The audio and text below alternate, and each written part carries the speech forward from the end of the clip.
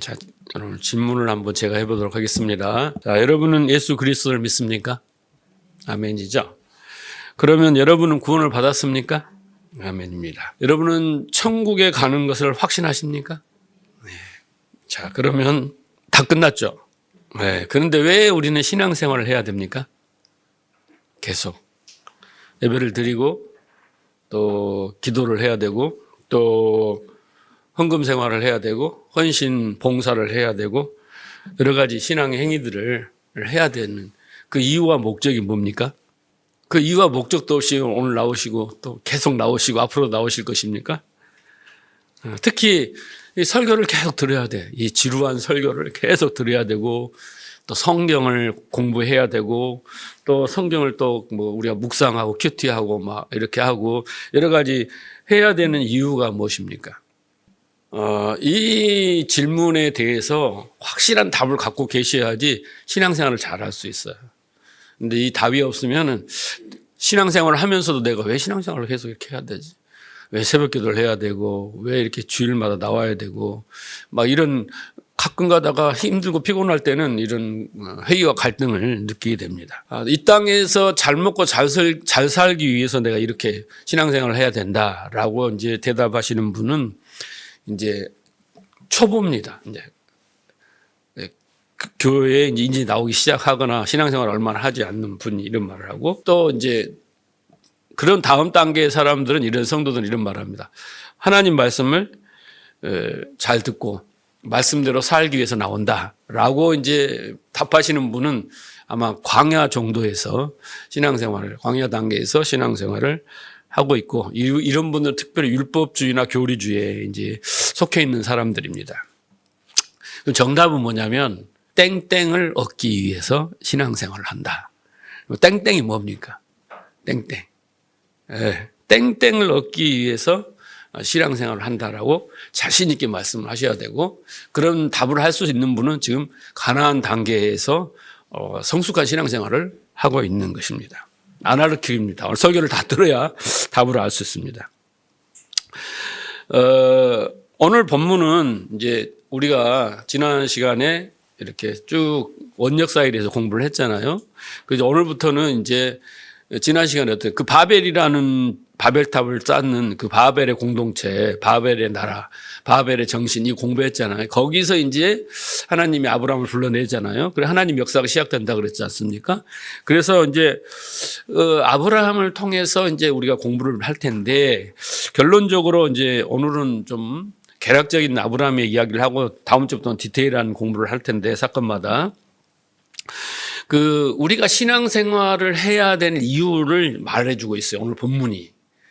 그러니까 오늘 본문을 잘 들어보시면 우리가 신앙생활을 했을 이유는 땡땡을 얻기 위해서라고 했잖아요. 그리고 신앙생활을 해야 되는 그 이유를 아브라함을 통해서 하나님은 이렇게 잘 설명을 하고 있습니다.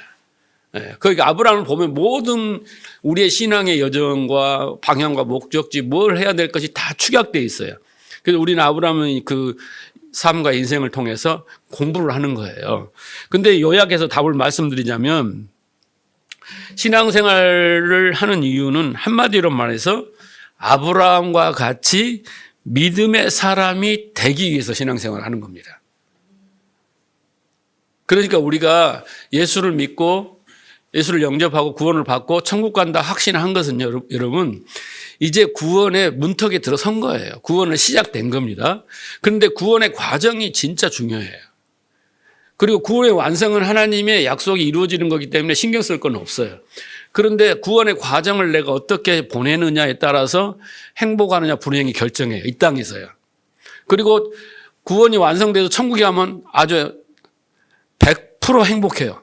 예. 그런데 문제는 이 땅을, 이 험한 세상을, 이 고난과 막 역경과 시련과 막 하는 질병과 고통과 이런 세상 속에서 내가 어떻게 행복하게 사느냐를 결정하는 것이 구원의 과정이에요. 그런데 그렇게 되려면 아브라함과 같이 믿음의 사람이 되어야 되는 거예요. 그래서 하나님 그걸 보여줍니다. 그래서 아브라함은 오늘 보면은 하나님께 복을 받았고 그리고 그 복을 누리고 그리고 또 그 복의 통로가 되었어. 다른 사람들에게 복의 전도사가 됐단 말이에요. 복의 통로가 되었습니다. 그러면 아브라함이 받은 복은 뭐냐? 아브라함이 받은 복은 뭐냐? 그게 뭐예요? 지난 시간에 설명했잖아요.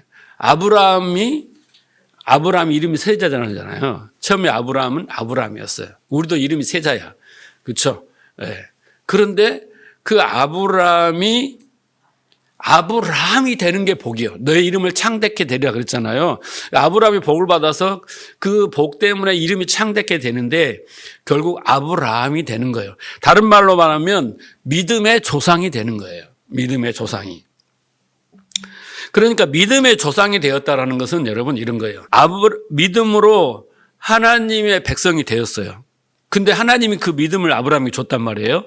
그래서 하나님의 백성이 되어서 믿음을 받아가지고 믿음으로 산다는 것을 보여주는 사람이 누구냐면 아브라함이에요. 그래서 믿음의 시조, 믿음의 조상이라고 표현을 한 겁니다. 그러니까 우리는 아브라함을 공부를 하다 보면 믿음이 뭔가를 알게 되는 거예요. 그래서 우리는 아브라함처럼 믿음의 사람이 돼야 돼요. 우리가 그게 구원의 과정이고 그게 복을 받는 거예요. 복을 받는 겁니다. 자, 그 말씀이 갈라디아에 잘 나와 있어요. 3장 6절을 보십시오. 아브라함이 하나님을 믿음에 그것을 그에게 의로 정하셨다 함과 같으니라 그랬습니다. 그러니까 하나님이 아브라함의 믿음을 선물로 주셔서 의로 정하셨다는 칭이에요. 그러니까 하나님이 아브라함을 믿음을 줬어요.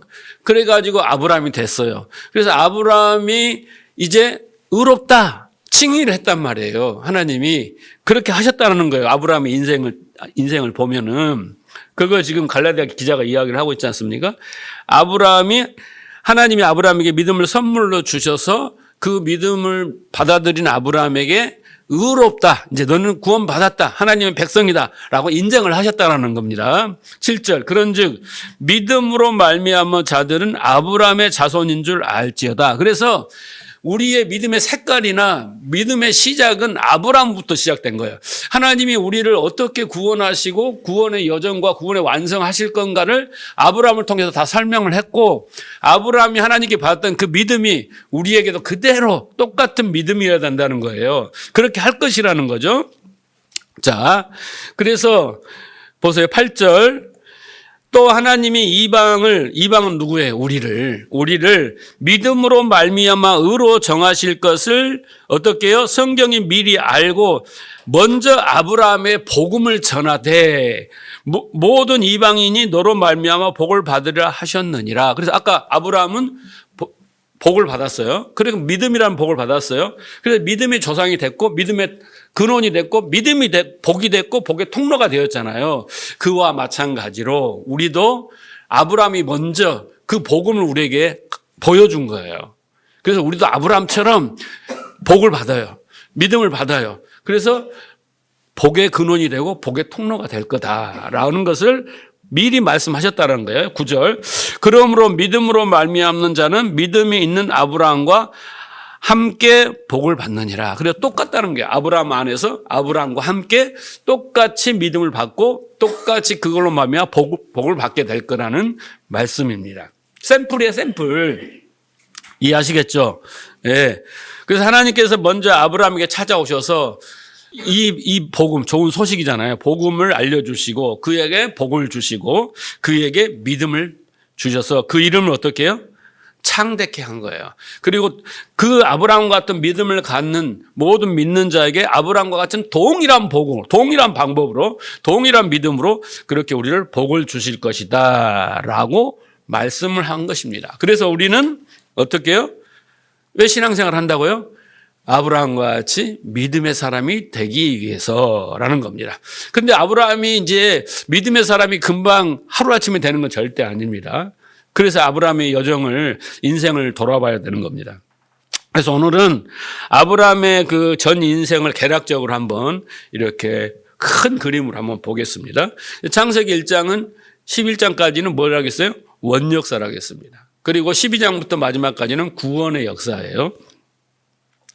그래서 원역사에 보면 그 아담과 아벨과 그 다음에 셋과 에녹과 노아가 등장해요. 믿음의 사람들이. 그래서 하나님의 구원과 심판이 어떻게 임하는가, 하나님이 심판 속에 어떻게 구원하시는가, 이것을 아주 초보적인 그림, 홍수 막 이런 걸로, 그렇죠? 이런 걸로 이제 보여주십니다. 자, 그런데 12장부터는 이제 등장인물이 누구냐면 아브라함, 이삭, 야곱이야. 대표적인 인물이죠. 요셉까지 이렇게 등장하지만 이 사람들에서 이제 구체적으로 그 사람들의 삶과 인생을 통해서 하나님과 직접적인 관계를 통해서 성도의 구원과 믿음과 믿음의 그 실체에 대해서 그렇게 그들을 통해서 설명을 해주고 있습니다. 특히 이 아브라함이 제일 중요해요. 아브라함이 왜 중요하냐면 신구약 성경에서 아브라함이라는 이름이 몇 번 등장할까요, 여러분? 성경 프로그램으로 찍어보면 쉬어보면 나와요. 그게 몇 번 있는가. 많이 등장한 것이 어떻게 해요? 제일 중요한 거예요.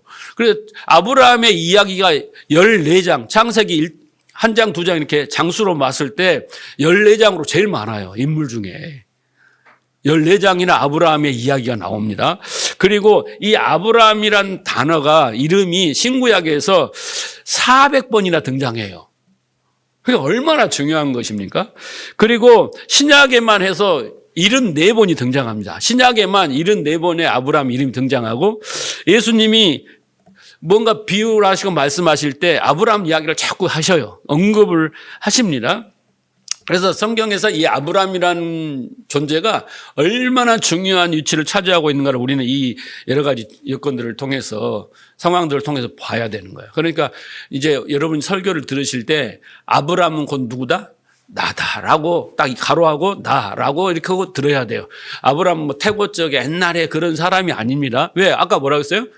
아브라함이 본이에요. 하나님이 구원의 그 모델이란 말이에요. 네?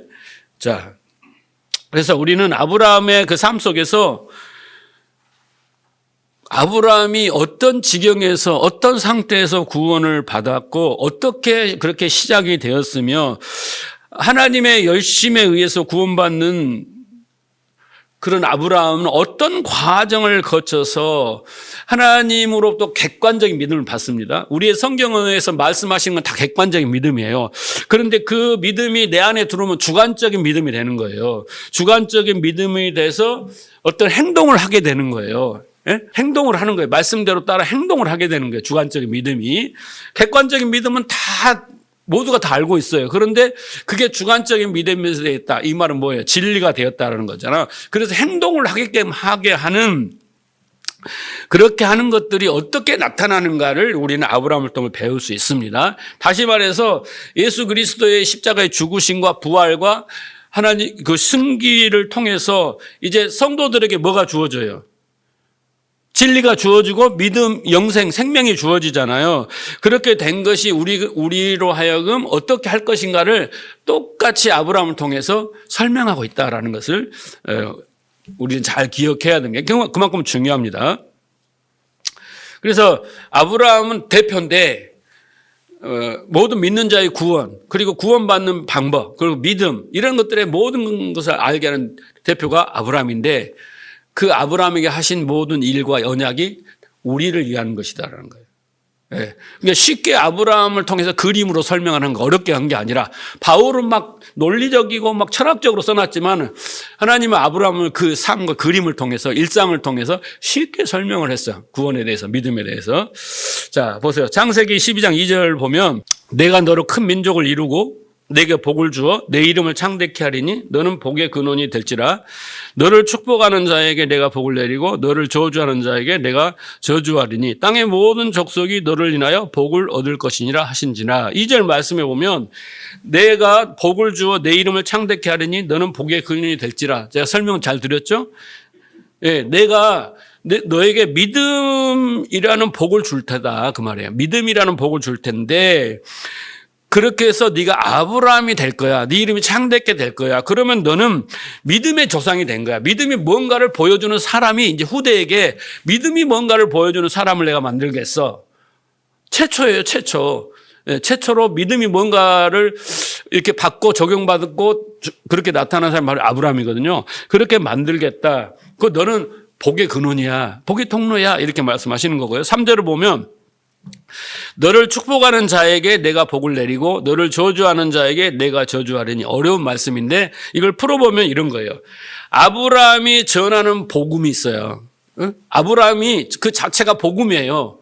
구원, 믿음의 그걸 가르쳐주는 복음이란 말이에요. 그래서 아브라함이 전하는 복음에 동의하는 자는 받아들인 자는 믿는 자는 복을 받을 것이고 그 복음에 동의하지 않는 자는 저주를 받아 지옥에 떨어질 것이다라는 거예요. 이만큼 중요한 거예요. 그러니까 우리가 아브라함을 통해서 복, 믿음 이걸 깨닫지 못하면요. 지옥행이에요. 불행한다고요. 그죠? 네, 그런 말씀이죠. 3절의 말씀. 자, 그래서 봅시다. 어떻게 갈대아 우르에서 그 바벨론이 어떤 곳인지 아시잖아요. 그죠? 그곳에서 바벨론이 어떤 곳이에요? 우리의 이름을 내자. 자기 영광을 위해서. 그죠? 예, 흩어짐을 면하자. 바벨탑을 쌓자. 이런 것이 세상이라는 거 있잖아요. 바벨이라고 있잖아요. 큰 바벨론에서 하나님이 어떻게 해서 무너졌다 큰 바벨론. 너희는 거기서 나오라 그랬잖아요. 근데 하나님이 누구를 끄집어내요? 아브라함을 끄집어냅니다. 예, 아브라함을 끄집어내요. 그래서 그 아브라함을 끄집어내신 것이 우리를 어떻게 해요? 부르시는 것과 똑같아요. 우리를 부르시고 그 아브라함의 여정이 우리의 신앙의 여정과 똑같습니다. 똑같이 오버랩되는 것입니다. 그렇게 이제 봐야 됩니다. 자, 그러면 아브라함이 어떤 상태에서 선택을 받았는가 봅시다. 로마서 4장 18절. 아브라함이 바랄 수 없는 중에 바라고 믿었으니 이는 내 후손이 이같으리라 하신 말씀대로 많은 민족의 조상이 되게 하려 하심이라 그랬습니다. 여기서 아브라함이 바랄 수 없는 중에 바라고 믿었다라는 말은 뭡니까? 이 말은 아브라함의 자신의 능력과 지혜와 지식으로는 하나님을 몰랐어요. 그냥 그 바벨의 세계 속에서만 있었어요. 이게 전부인 줄 알고 살았어요. 하나님 나라와 하나님의 백성과 하나님의 그 세계가 있는지도 모르고 그냥 세상 속에 살았어요. 그러니까 이쪽에서 뭘 알아야 바랄 거 아니야. 이쪽에서 보니까 이쪽이 좋아. 그래서 나는 이걸 바라고 이렇게 되기를 소망해. 나는 이리 가기를 원해. 누가 나를 좀 도와주세요. 그런 것조차를 전혀 모르는 상태라는 거죠. 바랄 수 없다는 거죠. 바랄 수 없는 중에 어떻게 됐다는 거예요. 자신의 능력으로 바랄 수도 없고 믿을 수도 없었는데 어떻게 해요? 하나님이 그에게 바램을 주었고 믿음을 줬다는 거야. 그 말이 뭐 말입니까? 하나님이 우리 마음속에 소망을 주셨고 여기를 바라보도록 소망을 주셨고 알게 하셨고 그다음에 이리 올 수 있도록 믿음을 주셨다는 거예요. 그렇죠? 그러니까 그 바벨 공동체의 바벨이라는 세상 속에 있었을 때의 아브라함은 그냥 세상 사람인 거예요. 근데 그 중에서 하나님이 뜻이 있어서 그를 택하여 부르신 거고 우리는 어떻게 했어요? 이미 창세 전에 하나님께서 구원하기로 작정하시고 다 정하시고 있는 자들을 우리가 태어났을 때 교회로 부르신 거 아닙니까? 똑같은 거예요. 자, 그래서 그 바랄 수도 없고 믿을 수도 없는데 하나님이 그 소망을 주셨고 마음속에 그리고 믿음까지 주셨다라는 거 의미이죠. 자, 근데 어떤 상태에서 어떻게 부름을 받았는지 자 봅시다. 여호수아 24장 1절 볼게요. 여호수아가 이스라엘 모든 지파를 세겜에 모으고 이스라엘의 장로들과 그들의 수령들과 재판장들과 관리들을 부르매 그들이 하나님 앞에 선지라. 여호수아가 모든 백성에 이르되 이스라엘 하나님 여호와께서 이같이 말씀하시기를 잘 들어보세요. 옛적 너희의 조상들. 이스라엘 민족의 조상은 누구예요? 이스라엘 민족의 조상 지금 여호수아 시대인데 이들의 조상이 누구예요? 아브라함이에요. 그 아브라함을 이야기하는 겁니다. 아브라함들인데 이제 아브라함만 이야기 아니라 뭐 이삭이나 뭐 야곱이나 다 말하겠죠. 조상들 아브라함의 조상들이죠. 그러니까 아브라함의 조상은 그 위에 누구예요? 오늘 누가 나왔어요? 데라가 나왔죠. 그 아버지.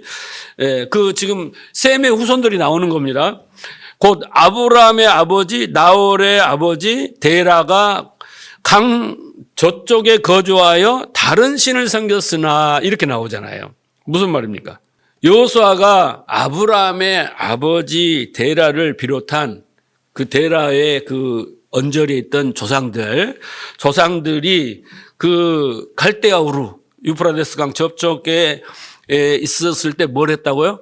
우상을 섬기고 있었다라고 이스라엘 백성들에게 알려주고 있어요. 이게 조상들이 대단한 것 같지만 원래는 그 바벨이라는 공도청에서 세상 속에서 우상을 섬기는 그런 집안이었다라고 말을 하고 있는 것입니다. 그래서 조상들이라고 말하고 있습니다. 자, 그런데 그 대표적인 사람이 누구냐면 데라예요. 아브라함의 아버지 데라입니다. 데라를 예를 든 겁니다.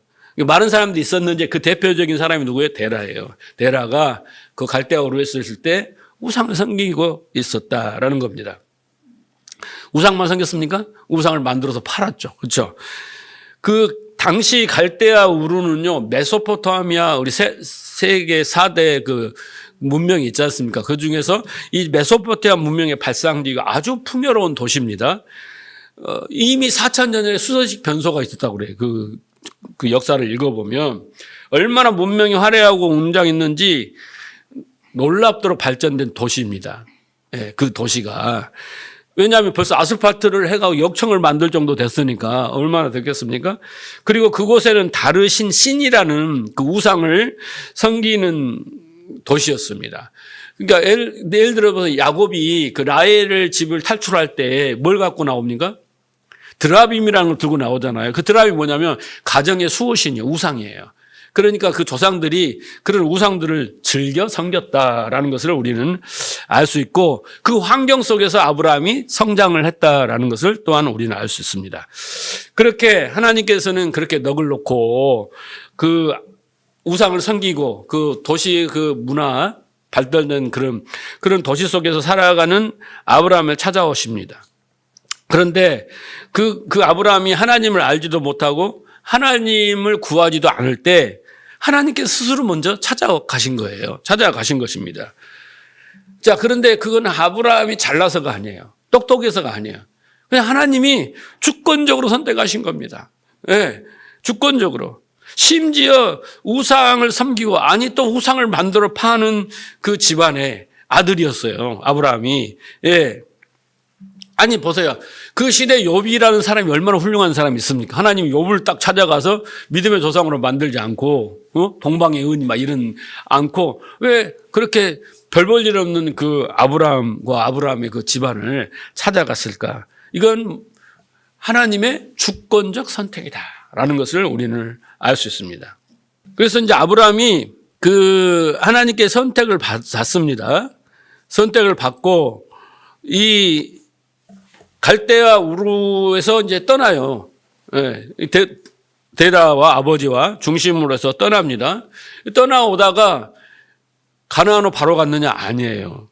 어디에 머무르냐면 하란에 머무릅니다. 하란에 오늘 본문에 보면 하란에 머물러요.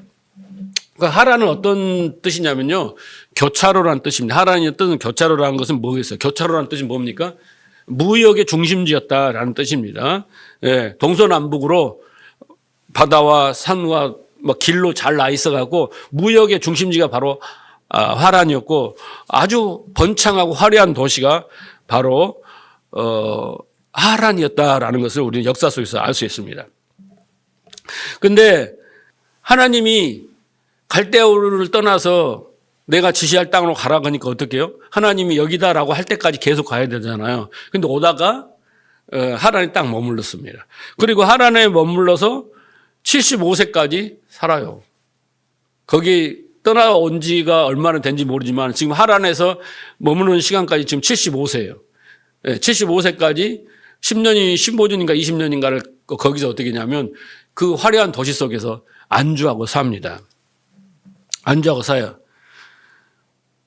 여러분, 우리는 이제 여기서부터 아브라함이 하나님께 부름을 받아서 이제 왔는데 한간에서 이런 말이에요. 아브라함처럼 순종을 해라. 하나님 부를 때 순종을 해라.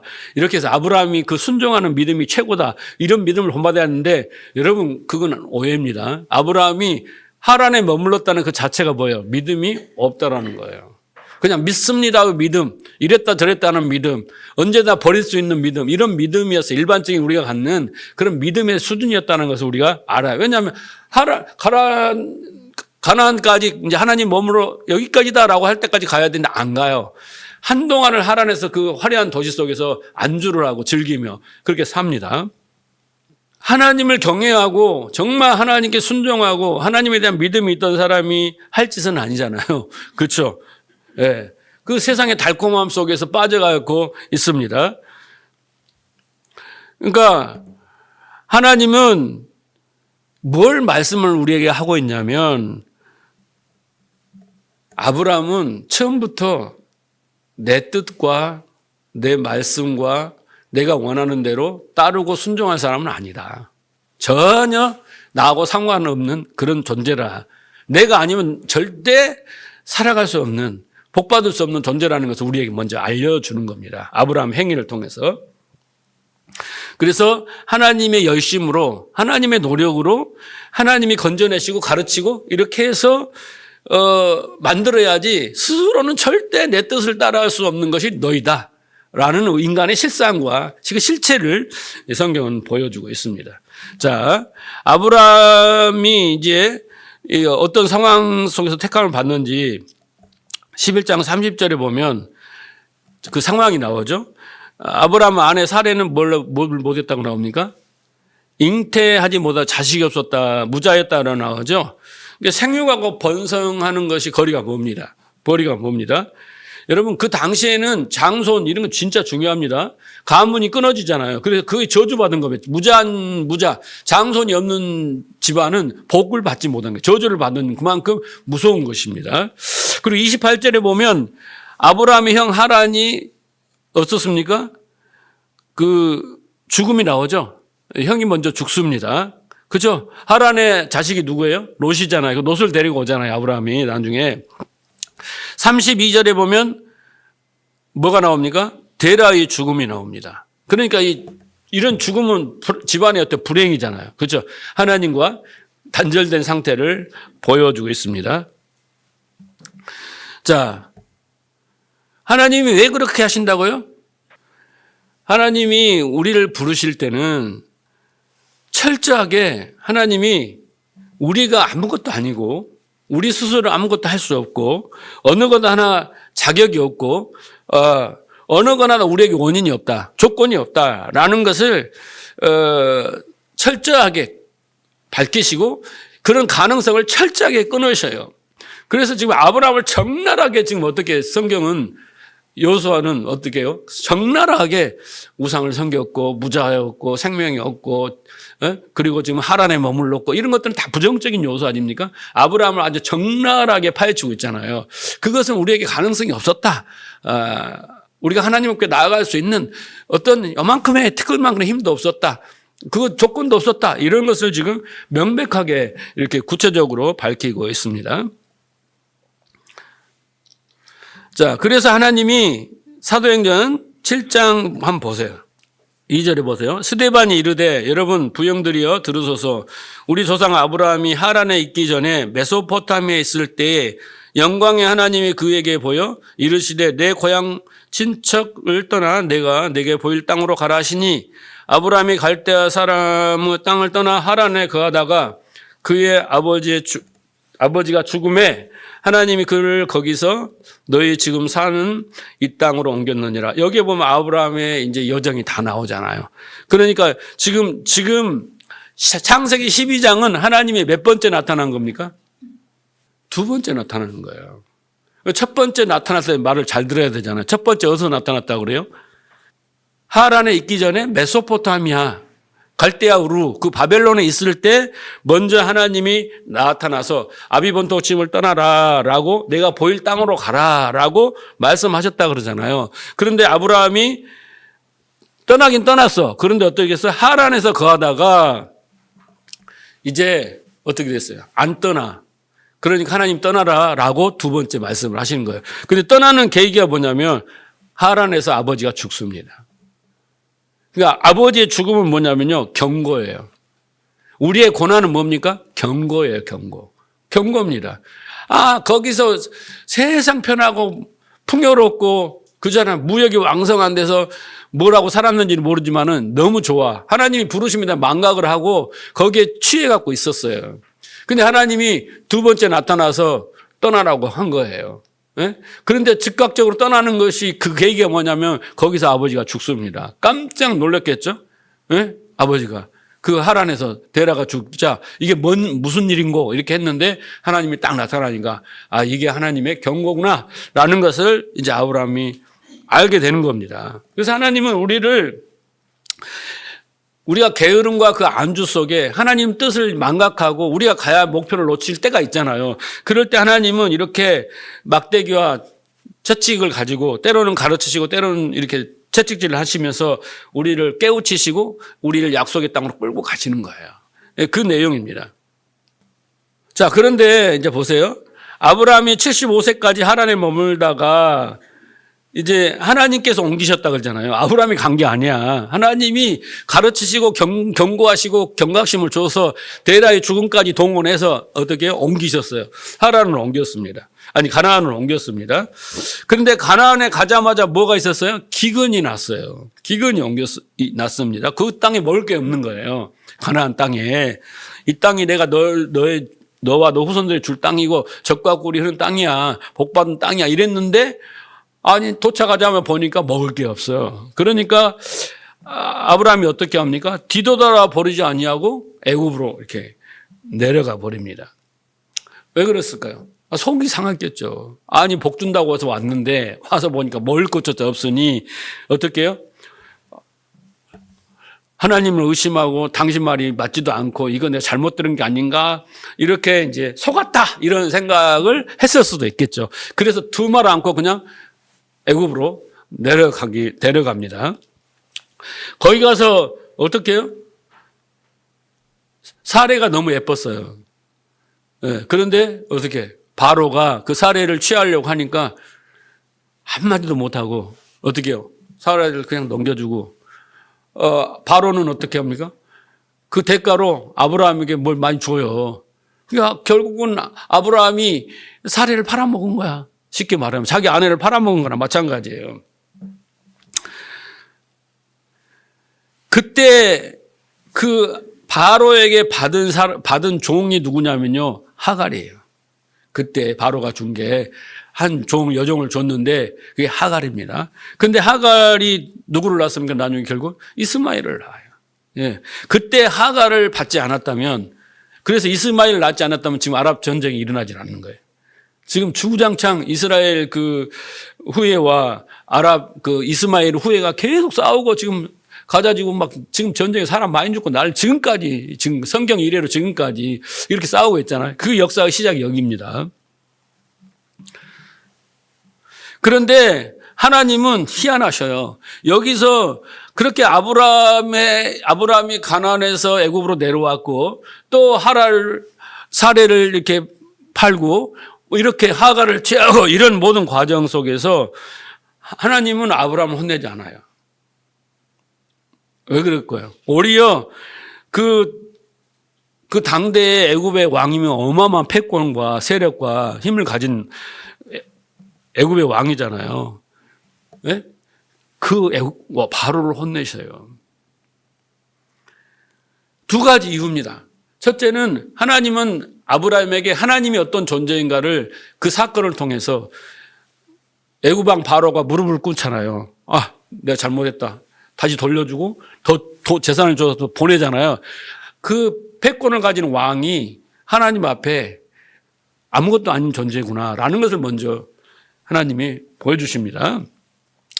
그리고 두 번째는 하나님이 왜 아브라함을 징계를 하지 않냐면 하나님은 우리를 징계하시는 것을 목적으로 하지 않습니다. 여러분 고난은 징계가 아니야. 도구야. 깨닫는 도구일 뿐이에요.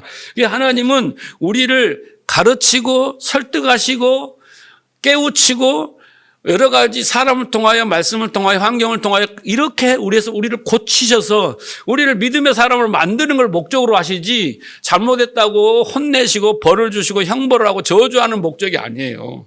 예, 우리는 고난이 막 저주고 형벌이라고 생각하지만 아니에요. 그것은 우리를 각성시키시고 우리가 지금 하란에 머물러 있기 때문에 다시 목적지를 향하여 깨우치는 채찍인 거예요. 그렇죠? 그래서 하나님은 당근과 채찍을 이렇게 골고루 사용하셔서 그래서 고난 가운데 우리가 어떻게 해야 돼요? 인내하라 그러잖아요. 그 연단을 받으라고 그러잖아요. 하나님은 절대 우리를 그렇게 저주하는 게 아브라함을 통해서 하나님은 아브라함이 그 뒤에도 또 실수하거든요. 그렇잖아요. 그라랑에 가서 또 아비멜렉 가서 또 사례를 팔아요. 그때는 어떨 때인 줄 아세요? 이삭을 몸에 잉태하고 있을 때예요. 약속의 자식을 받을 때에도 100세에 그때 가서 또 그런 똑같은 짓을 한다고요. 그럼에도 불구하고 하나님은 절대 징계를 하지 않으셔요. 왜? 하나님의 약속이거든요. 내가 너를 나의 하나님의 백성으로 하나님의 거룩하고 흠없는 자로 만들려고 약속을 했잖아요. 근데 약속의 방법은 여러 가지 방법을 하시겠지만 절대 징계를 하시는 하나님은 오해하시면 안 됩니다. 절대 오해하시면 안 됩니다. 그래서 아브라함을 하나님이 징계를 하지 않으셔요. 아브라함은 그 인생의 여정 속에서 계속 실패하고 실수하고 가는데 하나님께서는 다 용서하시고 또 가르치시고 또 설득하시고 깨닫게 하셔서 가나안 땅으로 끌고 가고 다시 모리아산으로 끌고 가고 하나님은 그런 하나님이에요. 좋으신 하나님이죠. 네, 할렐루야. 그렇게 하나님은 좋으십니다. 그래서 하나님께서는 계속 너는 복의 근원이 될 것이고 세상이 너로 말미암아 복을 받을 것이고 그렇게 내 후손이 저 별처럼 많아질 것이다 라는 그것을 약속하셨기 때문에 그 약속을 신실하게 이행하시는 것을 우리는 아브라함을 통해서 볼 수 있습니다. 근데 아브라함은 계속 어떻게 해요? 그게 어떻게 그게 가능해요? 이러는 거예요. 네. 기근이 만나면 애굽으로 푸르륵 쫓아가고 또 하나를 속이고 막 이렇게 되잖아요. 그리고 이제 결정적인 사건이 뭐냐면요. 15장이에요, 15장. 15장에 뭐가 하냐면 헷불론장이 나오잖아요. 그래서 아브라함이 약속하신 후손을 왜 안 주시는 거예요? 저 종 엘리에셀인가요? 그걸 통해서 내가 내 장자를 택해야 됩니까? 라고 했을 때 하나님이 아니다. 너 몸에서 나온 씩을 내가 후손으로 준다고 했잖니. 그러면서 또 약속을 하셔요. 똑같이 밖에 데리고 나와서 하늘의 저 별들처럼 후손들이 많이 생길 거야. 믿음의 후손들이. 이거 이야기를 하시면서 짐승을 잡아라. 그러면서 쪼개로 놔둬라 그러잖아요. 그러면서 어떻게 하나님이 혼자 지나간다 그랬잖아요. 왜? 약속을 안 지키면 저 짐승처럼 쪼개져 죽어야 되는데 하나님이 쪼개져 죽으셔요. 그게 바로 뭐예요? 십자가예요.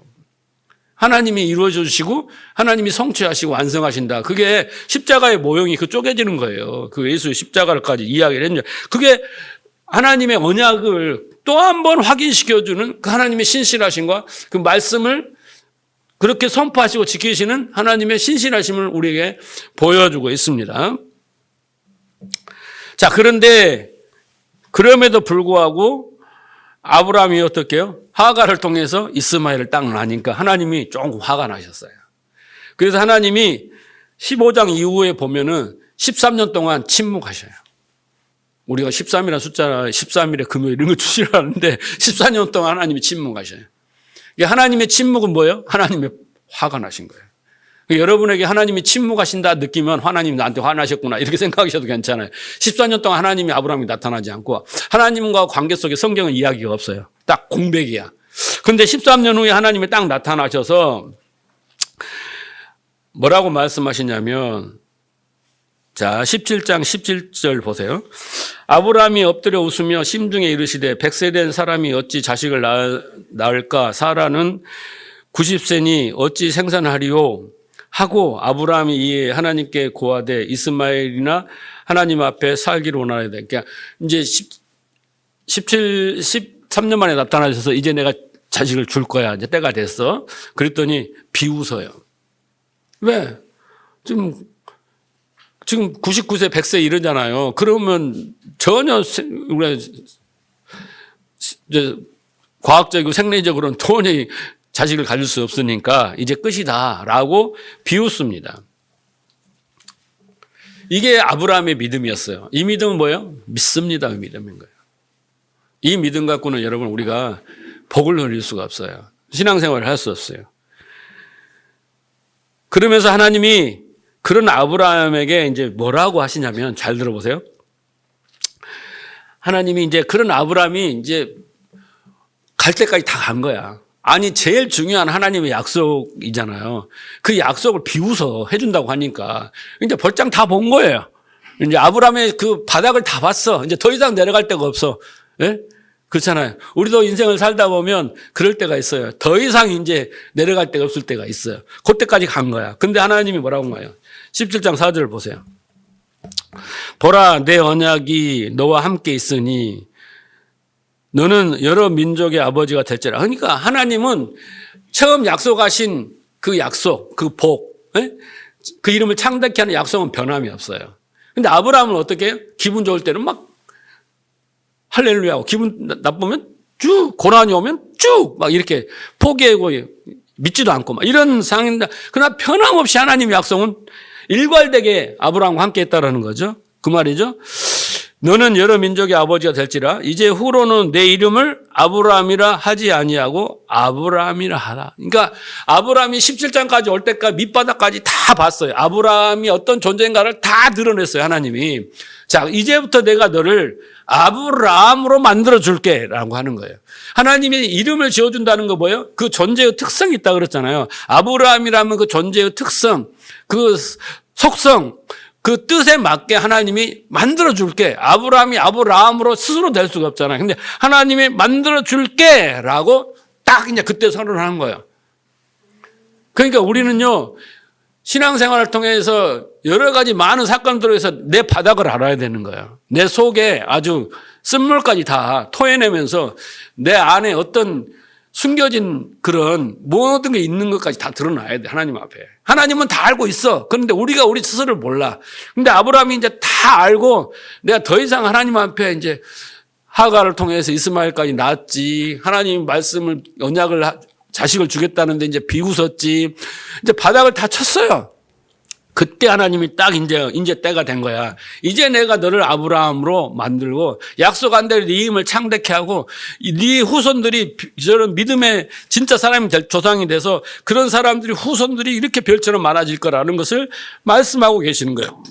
자, 아브라함이라 하느니 이는 내가 너를 여러 민족의 아버지가 되게 함이라. 내가 너로 심히 번성케 하느니 내가 내게서 민족들이 나게 하며 왕들이 내게서 부터 나오리라. 내가 내 언약을 나와 너 및 내 대대 후손 사이에 세워 영원한 언약으로 삼고 너와 내 후손의 하나님이 되리라. 누구까지? 여러분과 저까지. 그 아브라함이 아까 처음에 아브라함 우리가 복을 받는다 그랬잖아요. 그대로 되어지는 거예요. 그러니까 하나님이 아브라함과 통해서 일하시고 그 믿음의 조상으로 만드시는 것을 지금 우리의 인생 통해서 똑같이 하고 계신다는 것을 여러분 깨달으셔야 되는 거예요. 자, 그 아브라함이 아브라함으로 된 모습이 드디어 창세기 2장, 22장에 딱 나타납니다. 이제 아브라함이 변했어요. 하나님께 믿음을 받고 가르침을 받고 또 많은 깨달음을 통해서 많은 인생의 여정 통해 이제 아브라함의 모습을 딱 가졌어요. 믿음의 조상이 됐어요. 그 모습이 창세기 22장 12절이에요. 사자가 이르시되 그 아이에게 손을 대지 말라. 그에게 아무 일도 하지 말라. 내가 내 아들 독자까지도 내게 아끼지 아니하였으니 이제야 내가 내 하나님을 경외한 줄 알아. 첫째, 아브라함이 하나님을 경외했다는 거예요. 그 경외는 어떤 내용이에요? 야, 내가 준 아들을 이삭 나에게 바쳐. 근데 여러분, 우리가 하나님께 순종할 때 무조건적 순종이라는 거 없어요. 그렇죠? 하나님이 우리에게 말씀하시는 것을 왜 그렇게 하셨는지를 깨달은 사람은요, 자식이 아니라 자기 자신도 드릴 수 있어요. 네, 하나님이 마음과 뜻을 알 때, 그 말씀이 진리가 될 때는 그렇게 할 수 있으나, 바쳐 그러는데 어떻게 바쳐요? 이건 하나님 뜻을 모르는 거예요. 그냥 문자적으로 소리적으로 바쳐라는 소리로 들으면 절대 못 바쳐요. 그런데 믿음의 조상이라는 건 뭐냐면 하나님의 마음과 뜻을 알았다는 거예요. 그러니까 즉각적으로 순종했다는 것은 하나님의 뜻이 뭔지 알았다는 거예요. 하박국이 뭐예요? 하박국이 어떻게 했어요? 하나님의 마음과 뜻을 아는 순간부터 어떻게 했어요? 하나님만을 기뻐하고 즐거워하게 됐죠. 그렇게 됐다는 거예요. 아브라함이 그렇게 됐어요. 왜 이삭을 바쳐라는지를 알게 된 거예요. 그래서 일말의 의심도 없이 100% 진심을 가지고 순종했어. 자원하여서 즉각적으로. 그랬더니 뭐가 있었어요?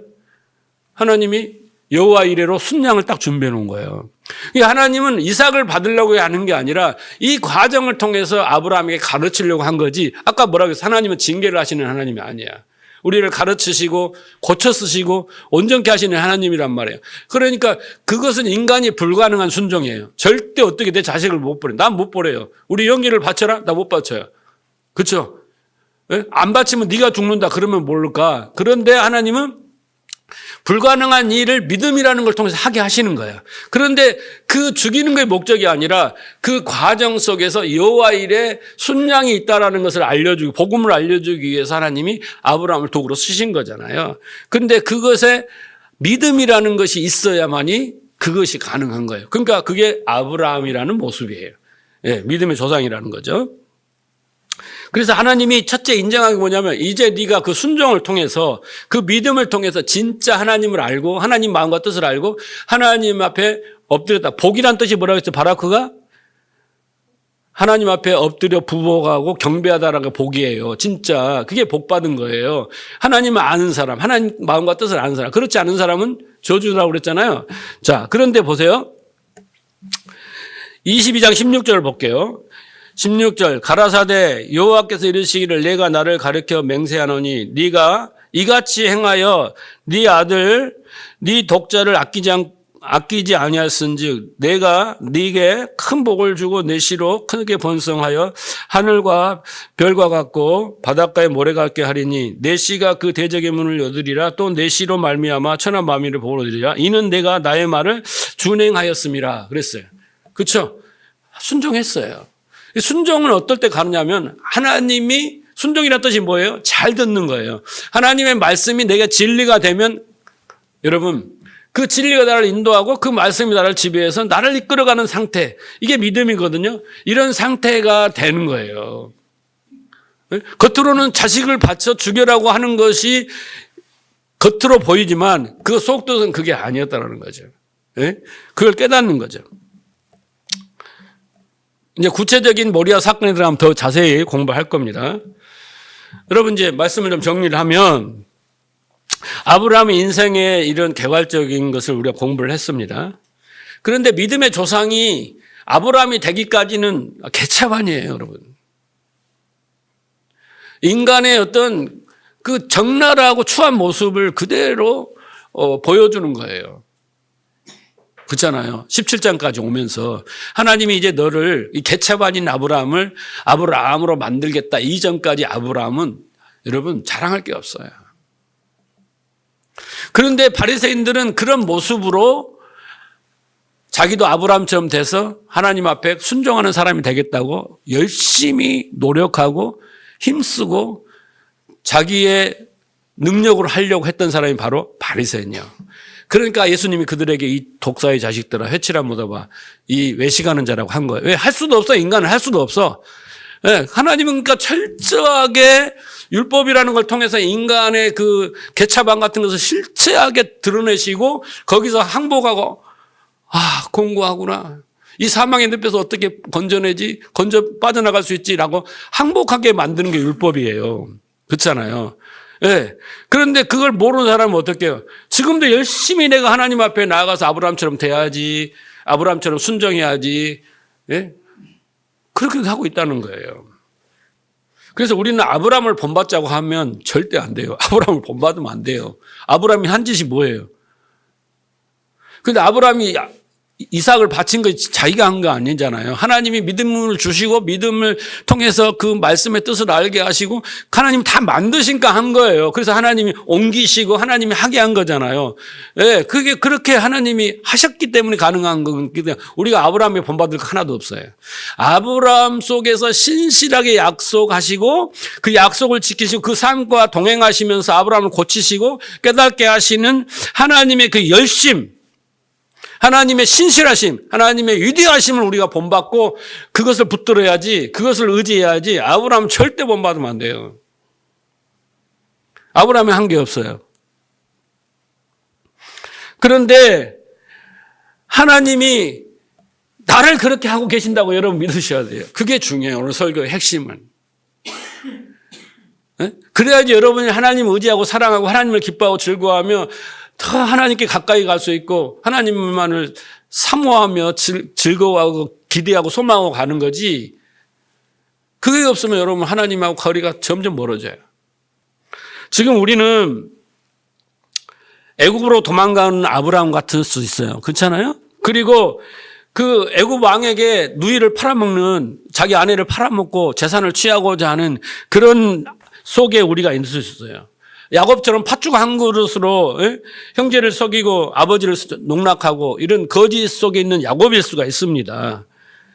하나님의 약속을 듣고 비웃고 그건 불가능하다고 도저히 안 된다고 마음에 굳게 닫고 그냥 울며 겨자 먹기로 신앙생활하고 내가 안 하면 하나님께 저주받고 벌을 받으니까 이렇게 그런 모습일 수 있어요. 그럼에도 불구하고 우리는 안심을 해야 됩니다, 여러분. 그럼에도 불구하고 우리는 안심해야 돼. 아브라함을 보면서. 왜? 하나님이 열심히 우리를 얕자로 해. 빚어가고 계시는 토기장이처럼 우리를 빚어가고 계시는 거예요.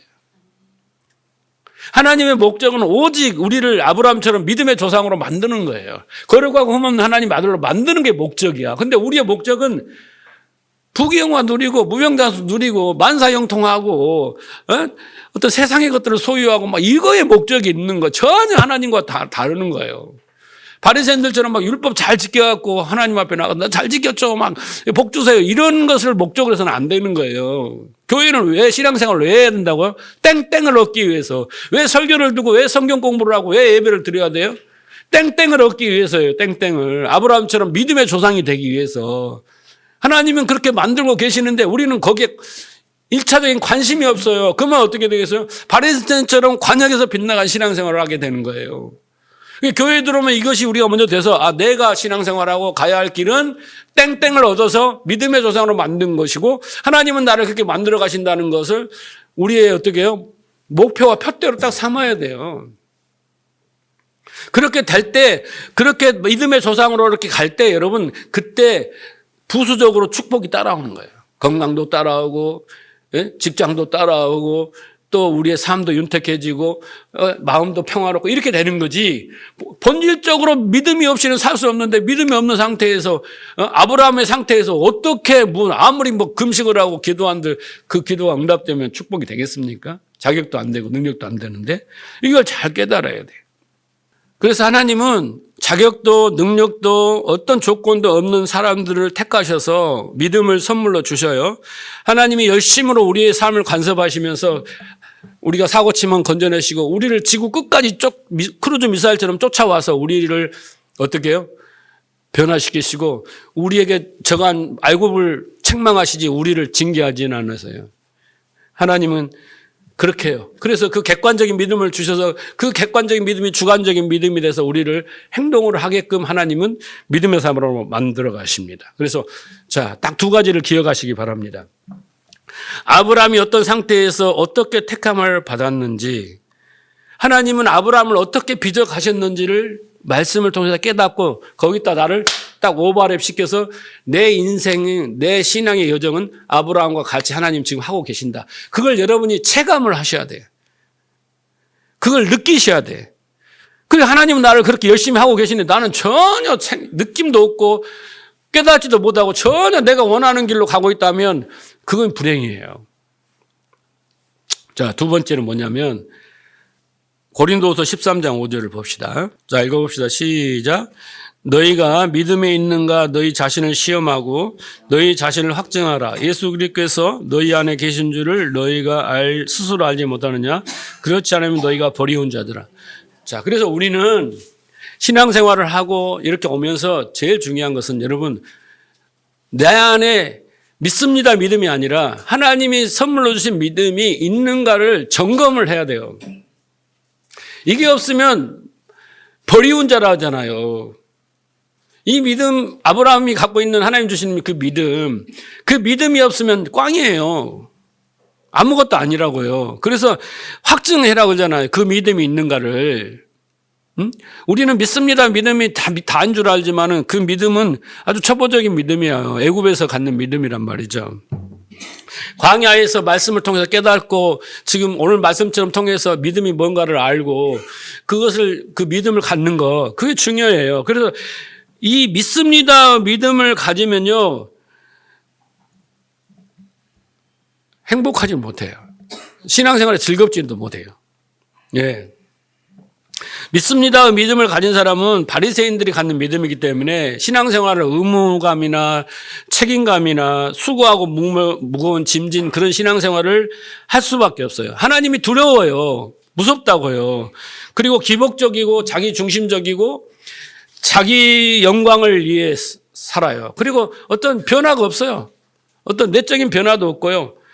자기를 쌓기 위해서 신앙생활하고 정죄와 비판을 즐겨하고 이렇게 그 형식을 중요시하고 이렇게 사는 게 믿음입니다. 이런 믿음 말고 여기 성경이 말하는 믿음이 있는가를 확증해야 돼요.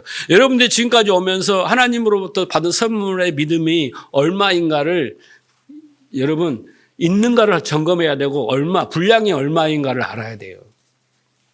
자, 12장 3절을 보세요. 로마서. 내게 주신 은혜로 말미암아 너희 각 사람에게 말하니 마땅히 생각할 그 이상을 생각을 품지 말고 오직 하나님께서 각 사람이 나눠주신 믿음의 분량대로 지혜롭게 생각하게. 믿음에는 뭐가 있어요? 목사님의 믿음의 분량과 여러분의 믿음은 각 달라요. 근데 그 믿음은 선물로 받는 거예요. 근데 잘나서 못나서 받는 게 아니야. 말씀을 얼마나 깨닫느냐. 그래서 마지막에 최고의 믿음의 분량은 아브라함의 믿음이에요. 예? 자기 자식까지 즉각적으로 불가능한 것까지 가능케 하는, 순종하게 하는 믿음이 진짜 믿음인 거예요. 그래서 믿음이 있는가를, 그 진짜 믿음이 있는가를, 하나님이 주신 선물을, 그 믿음이 있는가를 뭐 해라고요? 점검하는 게 중요해요. 확증하는 게 중요하고, 그 다음에 믿음의 분량이 있다라는 거예요. 그래서 그 분량을 늘려가는 게 중요하단 말이에요. 초보의 믿음에서 광야에서 애굽에서 광야로 가나안으로 온다 그랬잖아요. 믿음의 분량이 커갈수록 그 능력이 나타나, 믿음의 역사가 나타나는 거예요. 자, 고린도서 10장 15절을 보세요. 우리는 남의 수고를 가지고 분량 밖에서 자랑하는 것이 아니라 오직 너희 믿음이 더할수록, 그러잖아요. 바울이 말하는 거예요. 너희의 믿음이 더할수록 우리의 한계를 따라 너희 가운데서 더욱 위대해진다는 거예요. 네?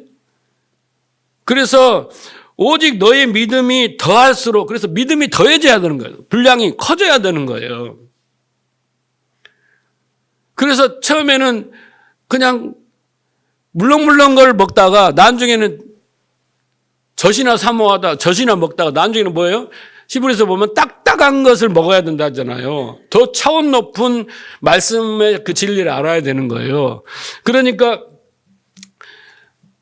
잘 기억하셔야 돼요. 내가 왜 신앙생활을 해도 복을 받지 못하고 잘 되지 못하고 행복하지 못하고 왜 그럴까? 그건 믿음 때문에 그런 거예요. 그냥 내가 하나님을 믿고 예배 드리고 그런 초보적인 믿음이 아니라 성경이 말하는 아브라함이 하나님께 받는 그 믿음이 있어야 돼요. 그 믿음의 조상의 그 믿음이 뭔가를, 그래서 그 믿음은 어떻게 그리스도의 말씀을 들어야 생긴다 그러잖아요. 그래서 그리스도 말씀을 많이 듣고 공부를 해야지 그 믿음이 점점 커져서 그 믿음의 역사에 의한 삶을 살게 되면 놀라운, 정말 구별된, 정말 하나님 믿는 것이 뭔가가 확 달라지는 거예요. 이해가 가십니까? 저는 그걸 깨달았어요. 문제가 뭔가. 7년 전에 깨달은 거, 7년 전에. 예. 그래서 이게 중요한 것입니다. 아브라함을 통해서 하나님이 보여주시는 그거예요. 이게 뭐가 중요해요, 여러분? 믿음이 중요해요. 땡땡을 얻기 위해서. 그게 뭐예요? 믿음을 얻기 위해서. 그래서 의인은 믿음으로 살리라. 복음에는 하나님 의가 나타나서 믿음에 이르게 하나니 의인은 믿음으로 살리라. 그렇죠? 우리는 믿음으로 사는 사람이에요. 그래서 그 믿음이 무엇인가를 잘 설명해 주는 것이 아브라함 이야기인 거예요. 믿음의 조상, 믿음의 시조. 네. 여러분도 다들 아브라함이 받는 복을 받으시고 이미 받았어요. 그러나 뭐가 있다 그랬어요?